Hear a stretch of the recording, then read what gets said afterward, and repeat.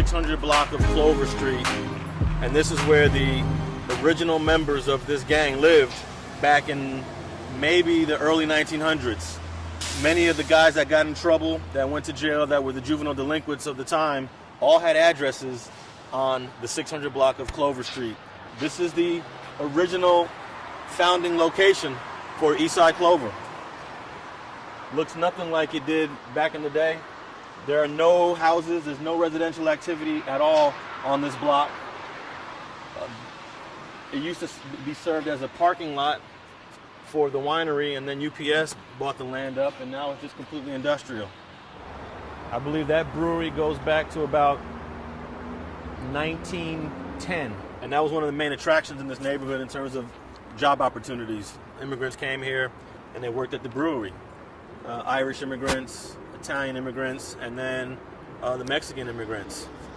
So this was originally an Irish neighborhood. The gang was actually formed by the Irish. We're on a 300 block of Avenue 20, and you can see someone wrote Eastside 18th Street on the right side, and then someone from Clover came and crossed them out and just wrote Barrio Clover.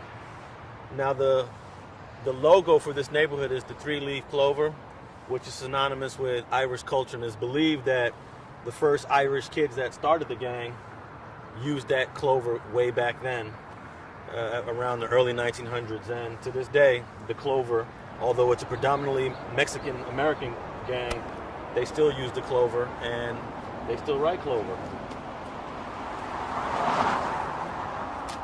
Barrio Eastside Clover, ESC in green, one of their colors. Over here you see Clover #1. And then at the very end of this walkway at the top, you see ES, in which I assume is going to be a C behind that shopping cart for Eastside Clover. All right, we're on Avenue 21 and Mozart Street, and we're on the east side of the 5 freeway.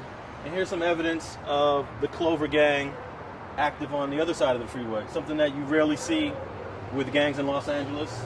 And it's crossed out by El Sereno, which is a gang that's not even around here. Very rarely do you see a gang neighborhood form and grow on two sides of a freeway. Eastside Clover does exist on both sides of the freeway, but the gang was here before that freeway was built. So that's one of the reasons why you're able to see gang activity of Eastside Clover on both sides of the freeway, because they predate the freeway.